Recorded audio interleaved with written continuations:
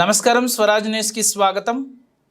ఖమ్మం జిల్లా కల్లూరు మండలం చెన్నూరు గ్రామంలో కేవీఆర్ ఆధ్వర్యంలో ఖమ్మం జిల్లా కాంగ్రెస్ పార్టీ పార్లమెంట్ అభ్యర్థి రామసహాయం రఘురామరెడ్డి విజయాన్ని కాంక్షిస్తూ మెయిన్ సెంటర్లో కార్నర్ సమావేశం జరిగింది.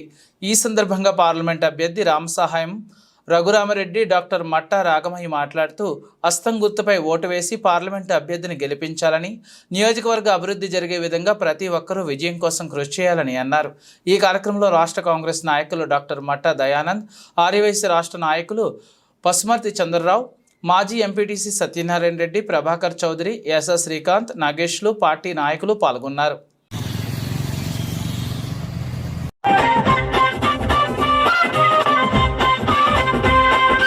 ఒకడే ఒంటరిగా అడుగేసిందంట, వేలాది గుండెల్లో కొలువైందంట. జై కాంగ్రెస్, జై కాంగ్రెస్, కాంగ్రెస్, జై కాంగ్రెస్, జై మట్టా, జై జై మట్టా, జై మట్టా.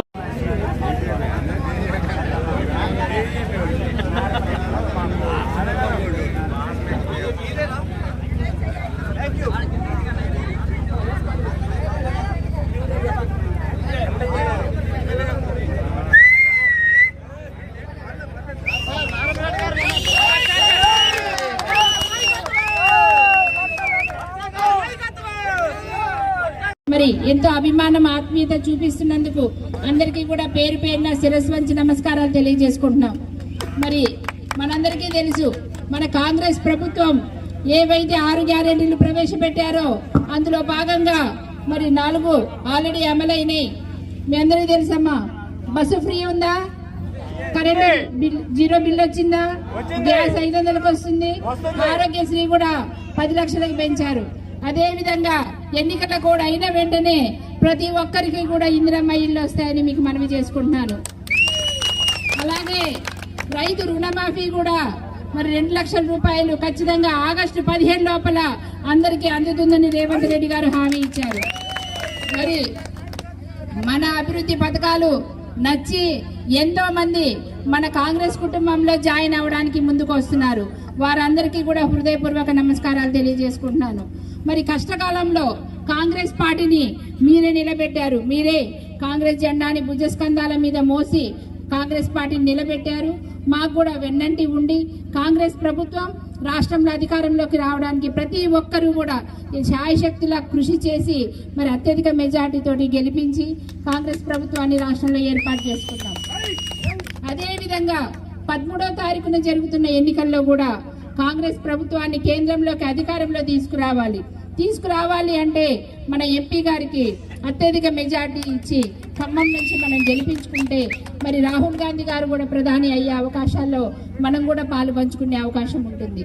కనుక మీరందరూ కూడా రేపొద్దున రామసహాయం రఘురామరెడ్డి గారు ఎంపీ అయినాక నిత్యం మన శ్రీనన్న గారు మనకి ఎలా అందుబాటులో ఉంటూ వస్తున్నారో, ఎలా మన ప్రజలకు సేవ చేస్తూ వస్తున్నారో, అదే విధంగా ఎంపీ గారు రఘురామరెడ్డి గారు కూడా నిత్యం మనందరికీ అందుబాటులో ఉంటూ మన కష్ట సుఖాలు తెలుసుకుంటూ వచ్చిన నిధుల్లో ఎక్కువ శాతం మన చెన్నూరుకు ఇస్తారని హామీ ఇచ్చారు.